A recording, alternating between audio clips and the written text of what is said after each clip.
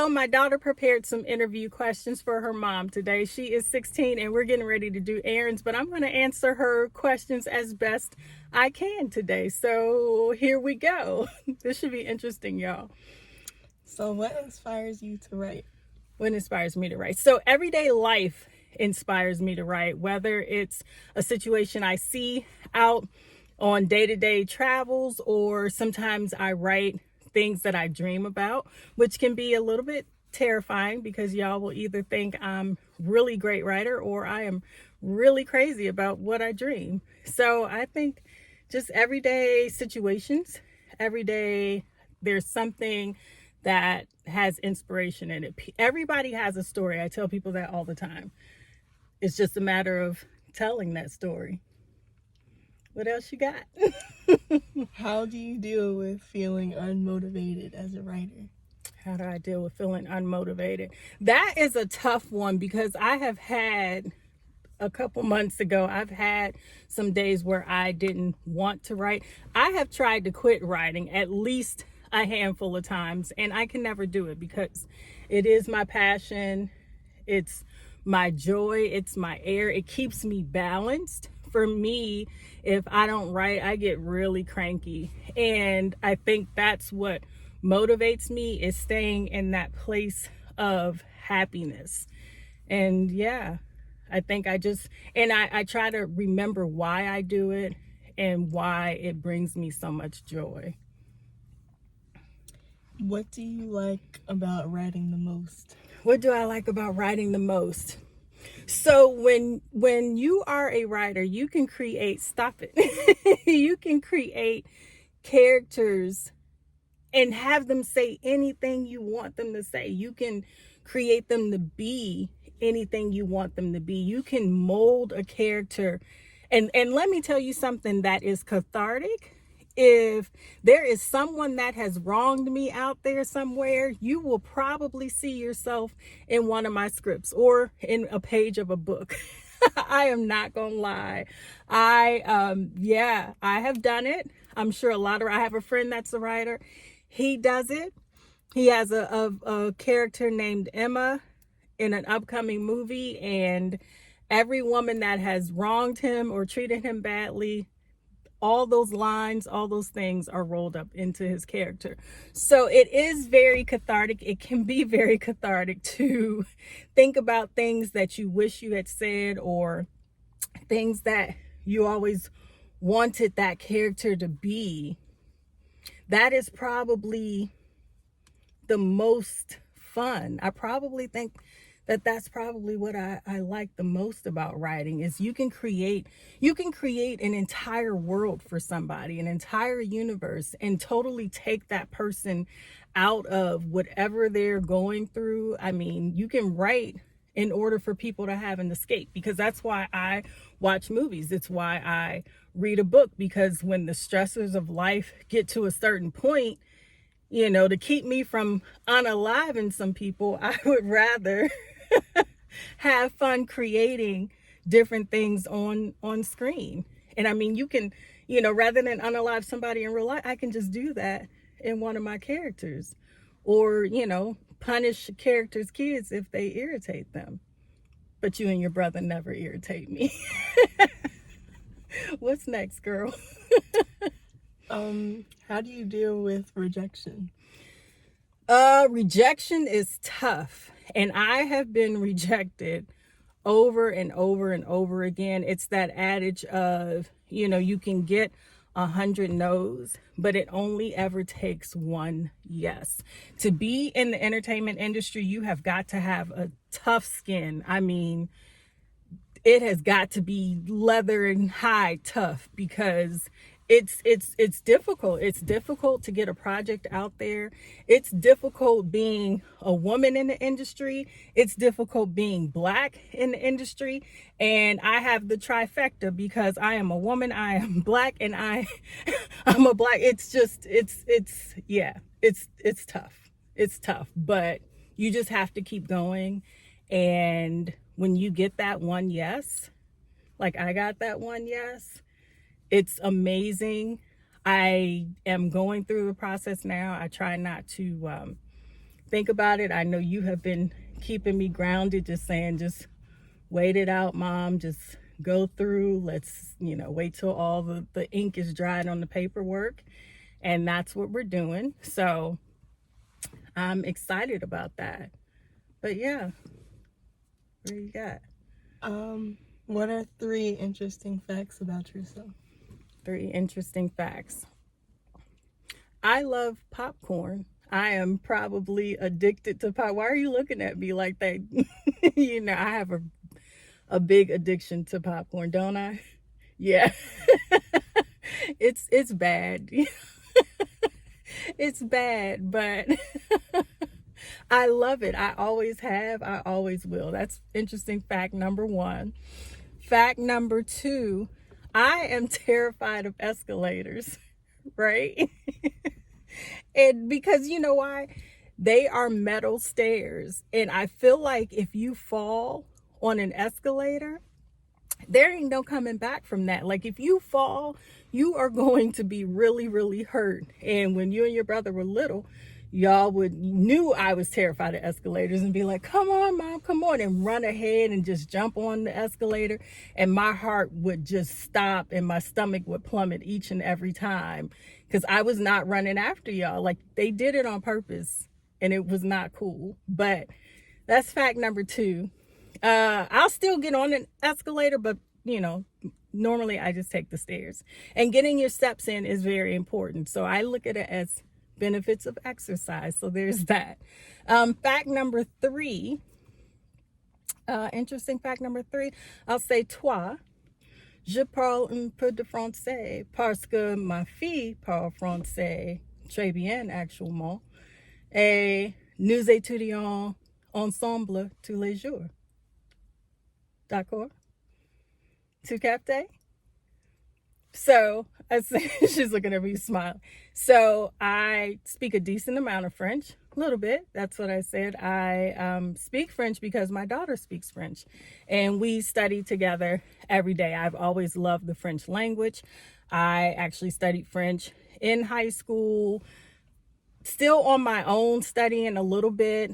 And then when my daughter was, what were you? Middle school, like 6th grade, I think. So 6th grade, she was having trouble in Spanish. And I told her, I said, I actually had a hard time in Spanish, but when I took French, I picked it up immediately. So she said, and she would always hear me study. Sometime I'll watch YouTube. There's some amazing creators on YouTube that have French lessons that are outstanding. So she would always hear me studying. And then we hit COVID, and that was something that she did. I had no idea, but she was teaching herself French. And then I happened to walk by her room one day and heard her and was like, oh my gosh, you're learning French. And she became more fluent than I was. So then I had to intensify my study to keep up with her. And then by the time she got to high school, she had placed out of the first couple of years of her French classes. So she's in, I don't know what level, but 4, French 4.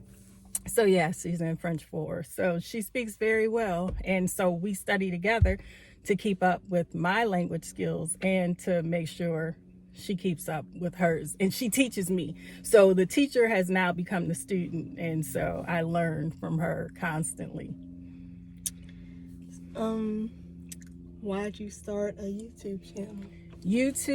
Why did I start a YouTube channel? So true fact, I just turned 49 the beginning of this month, and I felt like it was time. I really didn't have an excuse because I can't say, oh, I didn't want to be in front of the camera, or, oh, I'm nervous, because I'm already in front of the camera all the time. I work in crime reality. I am on those shows. I write and produce for those shows. So if you watch the ID channel or Oxygen or TV One, HL Lint, I'm on those shows often. So if you're a fan of crime reality, you've probably seen me on television. And so with YouTube, I watch YouTube, and it just kind of clicked like, Dee, why aren't you on YouTube? You have 20 plus years of experience in the industry, and I just feel like it was time for me to impart that knowledge. And I'm in a position now where I will be able to help people, not only start writing, hopefully encourage them to start writing, but I'll be able to help filmmakers or aspiring filmmakers get their work out there. And that's been a goal for me, because I feel like, each one teach one. So if I am in the process of making it up the ladder, then I definitely want to be able to reach down and pull some people up with me. That way we all win. We're all at the top together, because that's fun. That's the dream, right? So that's fun. What's your favorite movie genre? To write or to watch?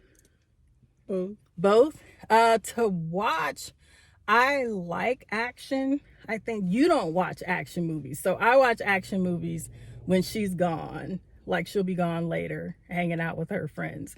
But so I'll probably watch an action movie. But and then we watch a lot of drama and romance together. My favorite to write, I love writing Christmas movies, but I have a really great drama. It varies. I'm a mood writer. So whatever I'm in the mood for, that is what I write. I can't say that one, because I have some thrillers too that I'm looking to get out. So I can't say that one genre I'm pushed towards one thing. I have a television series that's comedy that we want to pitch.